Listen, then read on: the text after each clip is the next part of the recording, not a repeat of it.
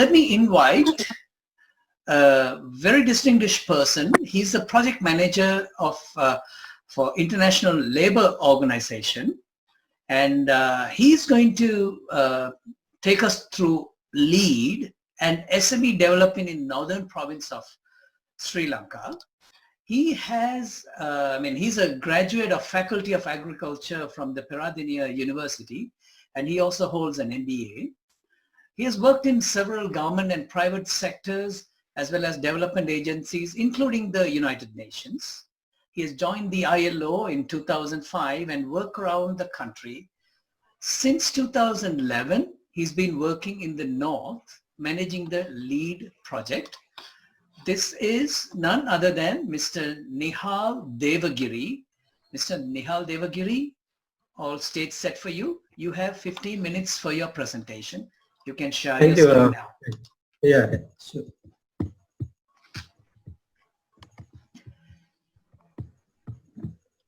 Can you see the presentation? Yes. Okay. Thank you very much for giving this opportunity.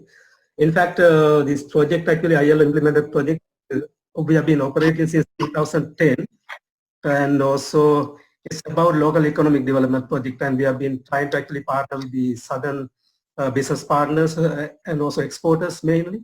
Since 2011, we actually brought a lot of delegations, including the some big companies from food processing sector as well as exports. It's a kind of we've been trying to actually build the partnership with South and kind of a North business communities, with the producers, with the cooperatives, groups, and it's an ongoing exercise. We are now in the second phase, being funded by the government of Australia and the government of Norway. We will be actually implementing this project until 2022.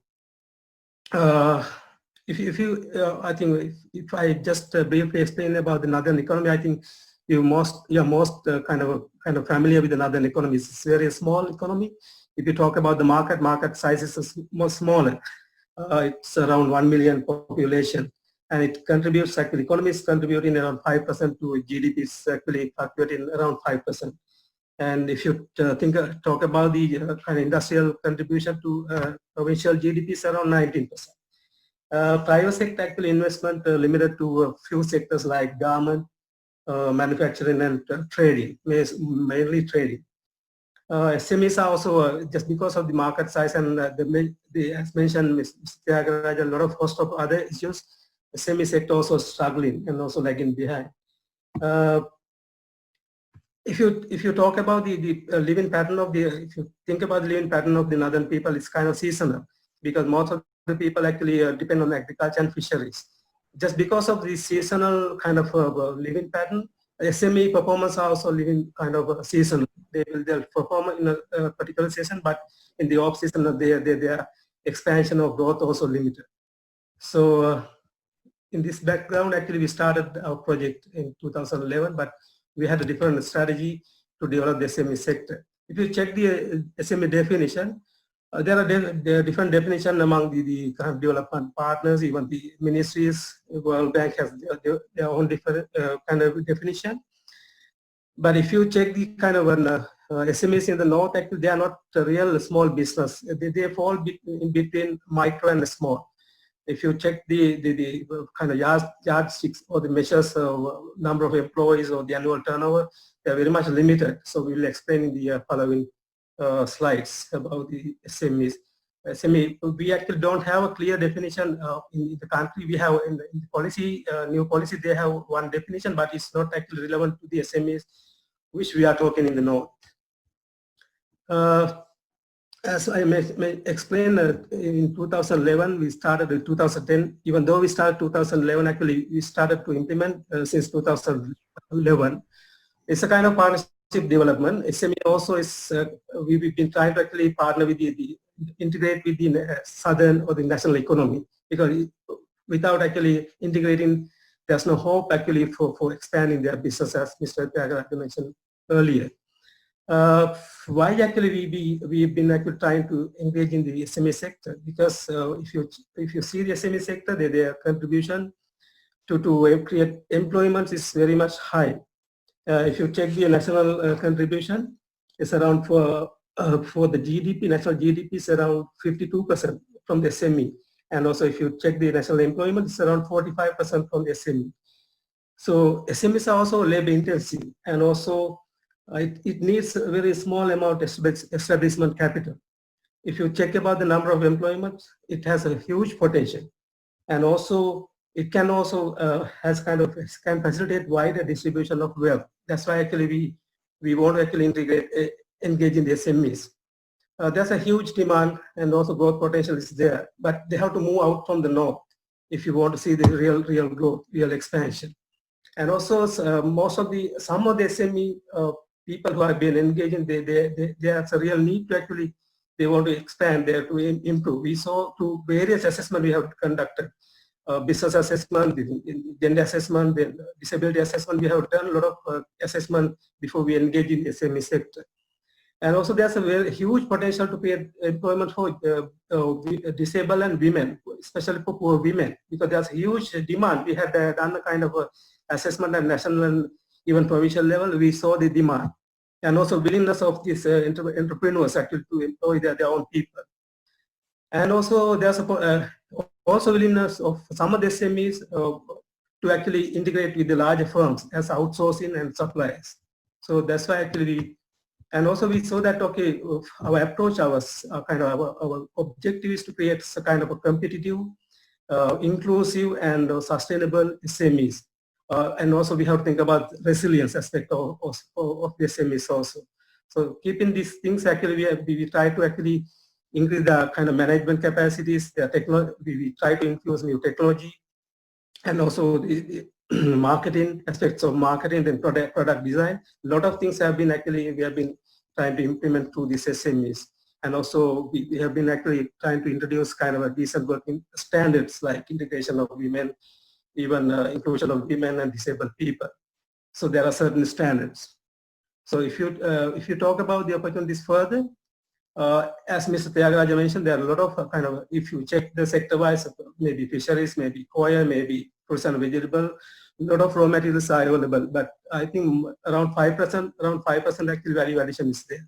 But around 95% of the products goes as raw materials, and value addition is done in the other part of the country, and also jobs created somewhere.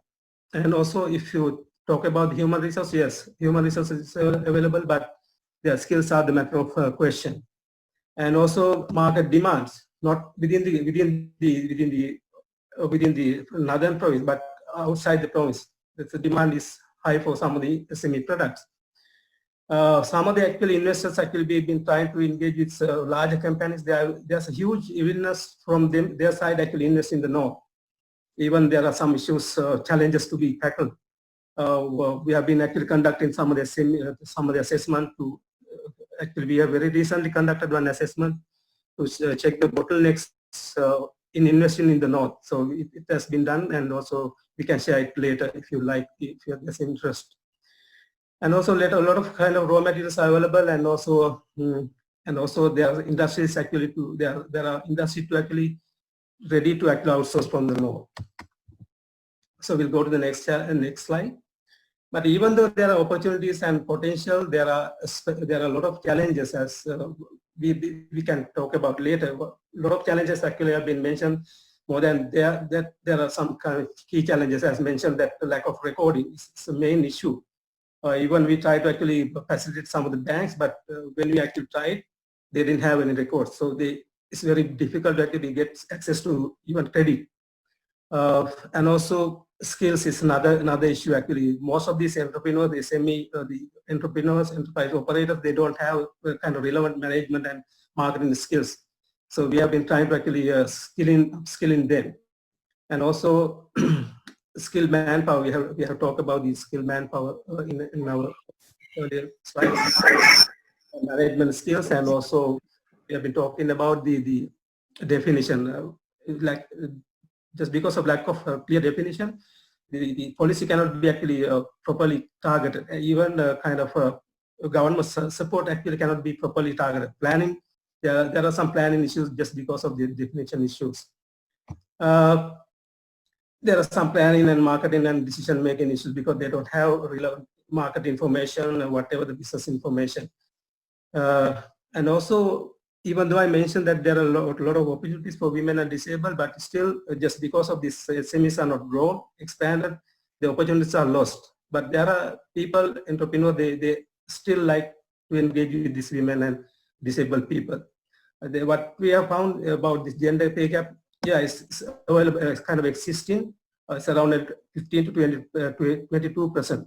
Sometimes actually male is paid higher than the women for the same type of work. So those challenges are still there. So we'll go to the next slide because I have managed the time.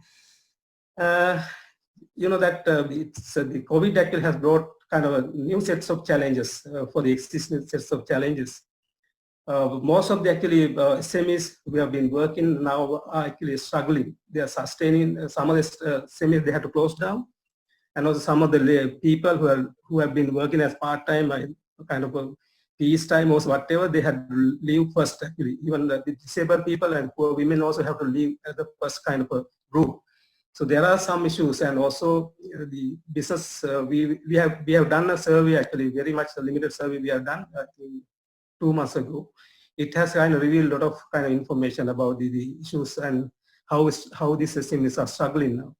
Lack of working capital is another issue, and also they lost their market.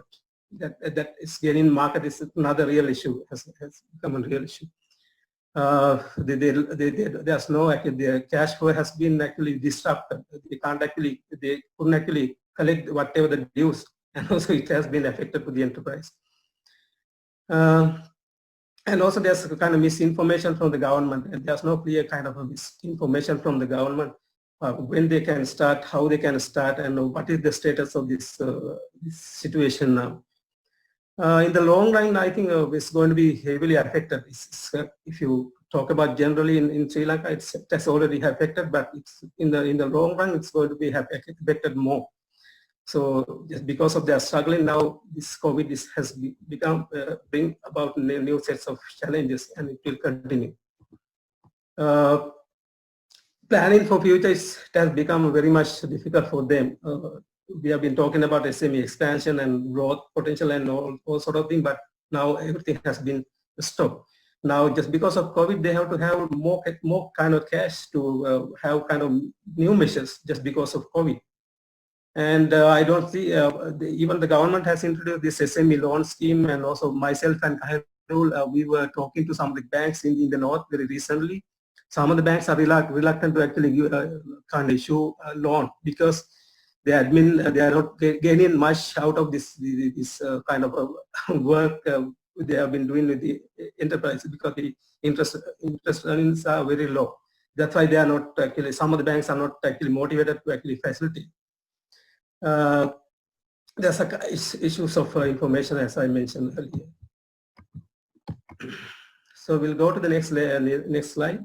Even though we mentioned, okay, there are challenges, still I think what we have been seeing, we have been kind of continuously engaging with these SMEs to kind of mobiles to whatever the means.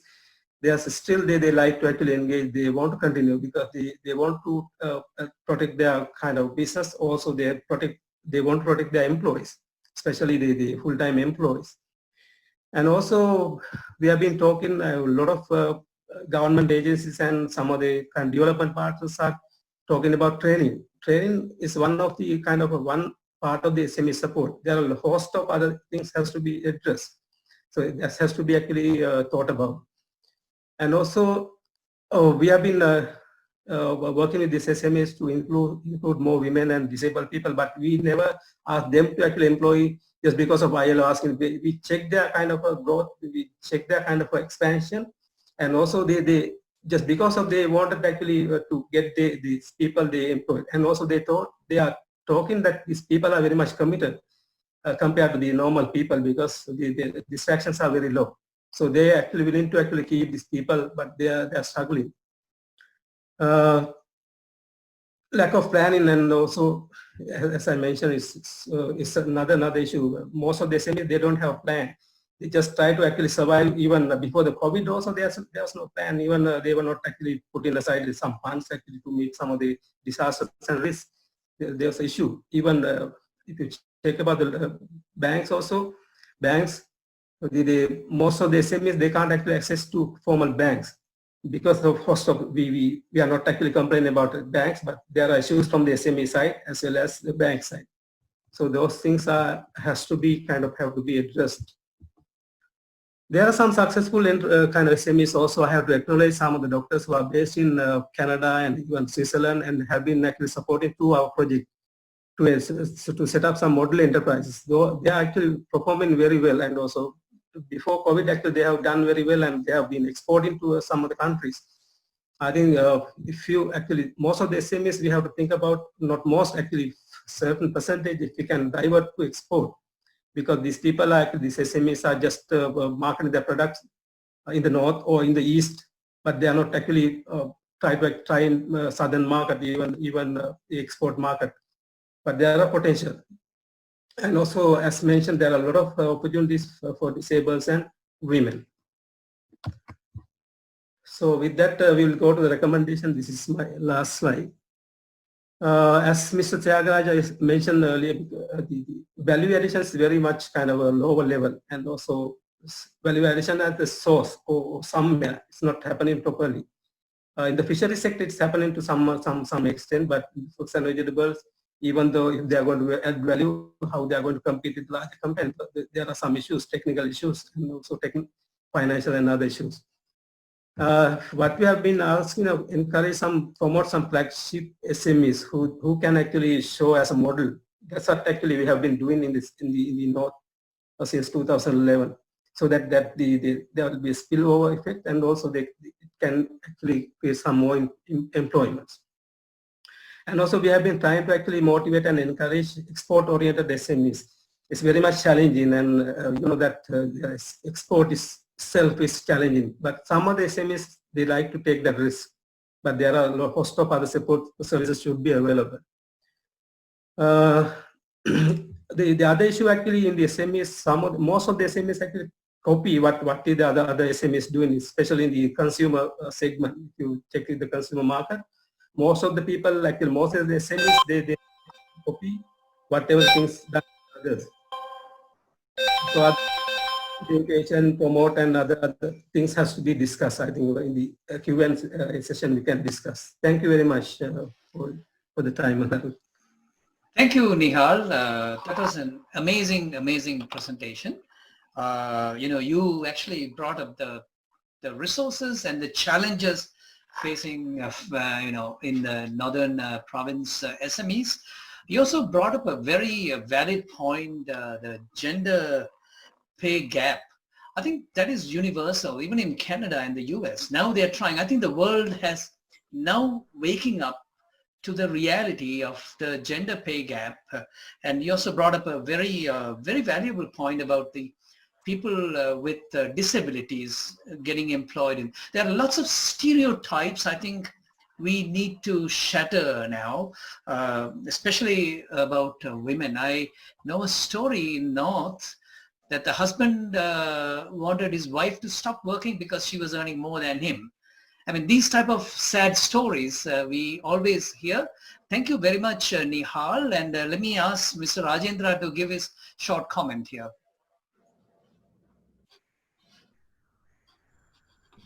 Tyagaraja, are you there? Yeah, thank you. I think fairly elaborate, a good commentary by Nihal. Just a couple of initial remarks. I think the first point is very clearly one has to go 1 million people or less than 1 million people contributing less than 5% to the GDP. This country is a $90 billion economy. There is a huge opportunity if they embrace and go, those people who are producing, reach out to outside the northern province into the rest of the economy. There is a huge opportunity in terms of market access. The second point I would like to say is, while Nihal was very clearly articulating the concerns of COVID and probably the challenges in terms of economy in the north, I also see an upside in that, Nihal. For example, in the last month or two, we saw, for those who like to eat ulundu and products based on ulundu, the price of ulundu went up to as high as 800 rupees. Why is that?